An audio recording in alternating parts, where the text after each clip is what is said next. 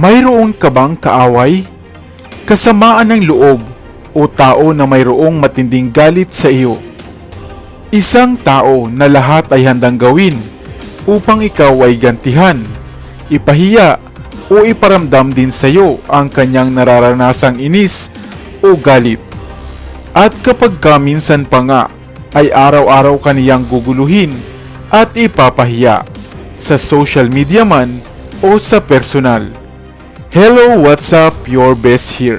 Halika at sa videong ito ay magbabahagi tayo ng isang pamamaraan o ritual upang ang ganitong suliranin o mga taong mayroong galit sa iyo o inis sa iyo ay iyon ang maiwasan. Isang ritual na kayang-kaya mong gawin at hindi mo kinakailangan pa ng mga maraming dasal o patungkol upang ito ay mapagana. Sa tulong lamang ng ilang mga kagamitan sa ating bahay at sa ating kusina, ito ay maisa sa katuparan mo na. Normal na dito sa ating mundong ginagalawan ang makatagpo tayo ng mga taong hindi natin makasundo o nagiging nating kaaway o kainisan. At iyan ay parte na ng ating buhay. Kahit pa nga minsan ay napakabait mo na, ay mayroon talagang pagkakataon na mauubos na ang iyong pasensya at ang topic natin ngayon ay kaugnay nga ng bagay na ito. Ito ay tungkol sa mga tao na pilit kayong inaaway at ginugulo at ayaw kayong tantanan. Sa ritual na ituturo ko ay maaari na ninyong maiwasan na mas lumala pa ang sitwasyon at hanggang maaga pa ito ay maiwasan.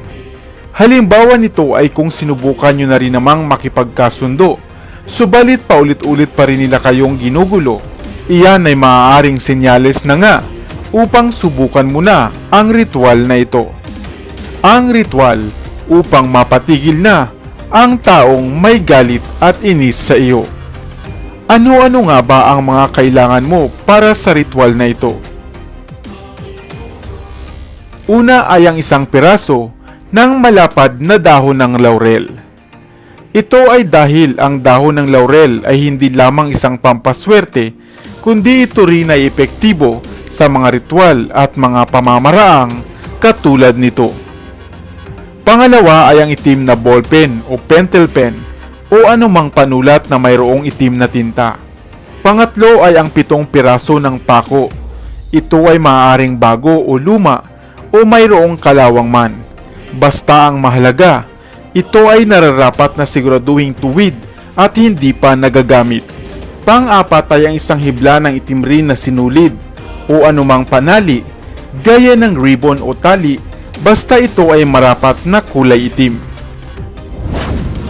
Pang-lima ay ang isang maliit na bote o plastik ng bote na malinis at walang amoy. Maaari kayong gumamit ng bakanting bote ng mga mineral water o katulad nito. At kung mayroon na kayo ng 5 bagay na ito, ay maaari na tayo magpatuloy sa susunod na hakbang. Isulat sa ibabaw na bahagi ng dahon ng laurel ang ngalan o pangalan ng iyong kaaway o kinaiinisan o ng taong mayroong galit sa inyo. Maaari mong isulat ang buo nitong pangalan, middle initial at buong apelyido. Kung sakali na alam mo rin ang araw ng kaniyang kapanganakan, ay isulat mo rin ito gamit ang itim na ballpen. Kung magkataon na marami kang kaaway, ay maaari mong isulat lahat ito sa dahon ng laurel. Matapos ito ay kunin ang 7 piraso ng pako at balutin ito gamit ang dahon ng laurel na mayroong mga pangalan. Siguraduhing mahigpit ang pagkakabalot dito upang hindi ito mabuwag.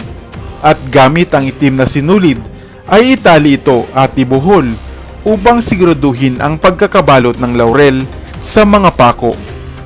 Kasunod nito ay hawakan ng inyong 2 kamay ang binalot na pako at ibulong dito ang iyong mga hiling upang hindi na kayo gambalain pa o guluhin ng taong mayroong galit sa iyo. Banggitin mo rin ang kaniyang pangalan kung kinakailangan. Matapos ito ay ilagay sa plastik na lagayan ang binalot ninyong pako at lagyan ng 3 bahagi ng tubig o 3/4 ang dami nito. At saka ilagay ito sa ref. Hayaan lamang ito doon at maaari mo lamang itong alisin kung mapuna mo na at mapansin na ito ay gumagana na. At saka tuluyan na itong ibaon sa lupa. Kung wala naman kayong ref ay maaari mo na itong ibaon sa lupa ng diretsyo. Sa ganitong pamamaraan ay may babaon mo na rin ang lahat ng puot at galit niya sa iyo. Tandaan na marapat na taimtim at bukal sa puso ang inyong hangarin bago isagawa ang ritual na ito upang ito ay mas mapagana at mas maging epektibo. At sa huli ay lagi pa rin nating tatandaan na huwag nating kalimutan na sabayan ito ng panalangin at haluan ng pagpapatawad upang mabuhay tayo ng tahimik at mapayapa. Ikaw ba ay mahilig sa pagninegosyo at madalas sumubok ng bagong pagkakakitaan? Kung gayon, ang videong ito ay marapat mong tunghayan sapagkat maaaring ito ang sanhi kaya patuloy kang minamalas at hindi sineswerte sa buhay. Hello, what's up? Your best here.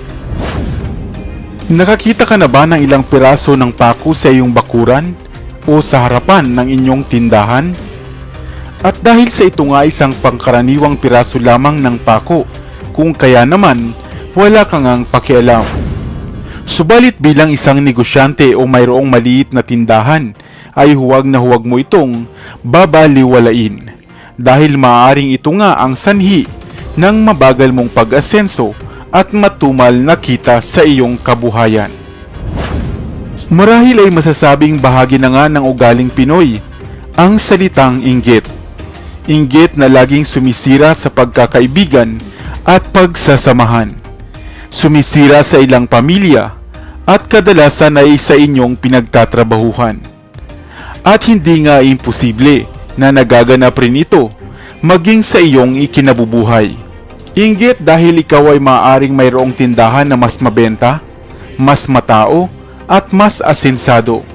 Kaya naman nilalagyan nila ng kakaibang uri ng pako ang paligid ng tindahan mo, na kung ito ay mangyayari, ay magpapatuloy nga ang kamalasan at hanggang sa lubusan ng bumagsak ang iyong kabuhayan. Subalit ano nga ba ang espesyal sa mga pakong ito?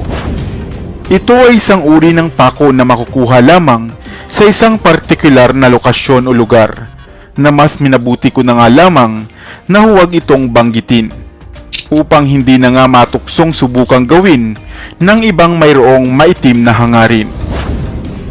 Napakabisa ng kontraswerteng ritual na ito gamit lamang ang mga piraso ng pako. Kung kaya naman kung ito ay mapansin mo at makita sa iyong bakuran, ay huwag na huwag mo itong ipagpasawalang bahala. Walisin ito at ilayo sa iyong bakuran upang makontra mo nga ang mga patungkol na dasal dito. Sapagkat isa ang pako sa mga metal na mainam na nagtataglay ng mga umhom o dasal na binasag dito. Kung kaya dapat ay huwag na huwag mo itong ipagpasawalang bahala. Mayroon rin namang mga mabubuting gamit ang mga pako. Subalit kung magamit nga ito sa kasamaan, ay labis ngang nakababahala. Sana ay may bago kang natutunan sa videong ito.